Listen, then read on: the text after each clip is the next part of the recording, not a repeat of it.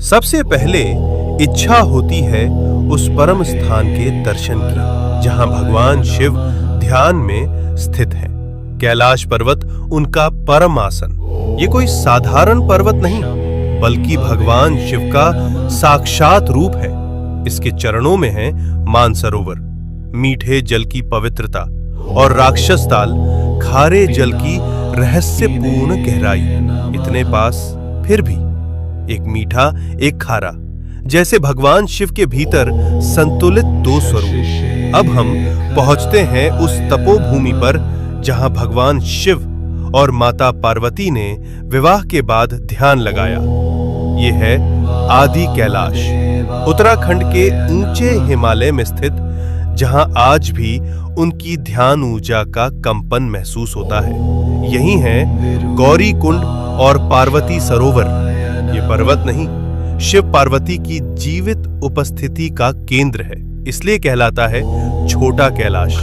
और पास ही स्थित है ओम पर्वत, जहां बर्फ पर स्वतः उभरा ओम दिखाई देता है, जैसे शिव का मौन मंत्र इस भूमि में गूंज रहा हो अनंत काल से।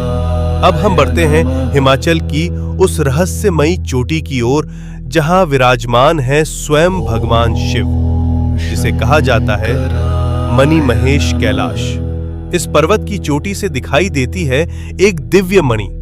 मान्यता है जब भगवान शिव प्रसन्न होते हैं तो ये मणि दिव्य तेज प्रकट करती है, जो भक्तों के जीवन में भर देती है एक दिव्य प्रकाश।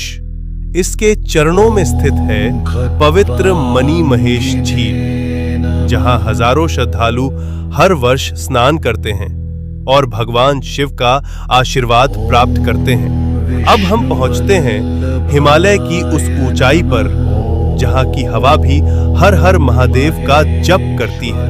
यह है श्रीखंड महादेव। यहाँ स्थित है एक भव्य प्राकृतिक शिवलिंग।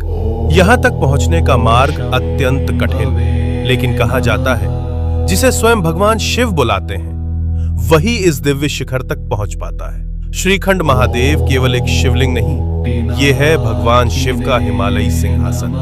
अब हम पहुंचते हैं भगवान शिव के एक और दिव्य धाम पर, हिमाचल की उस रहस्यमयी भूमि में किन्नौर कैलाश। यहाँ स्थित है सदियों पुराना एक विशाल शिवलिंग, जो अपने आप में अपार ऊर्जा समेटे हुए।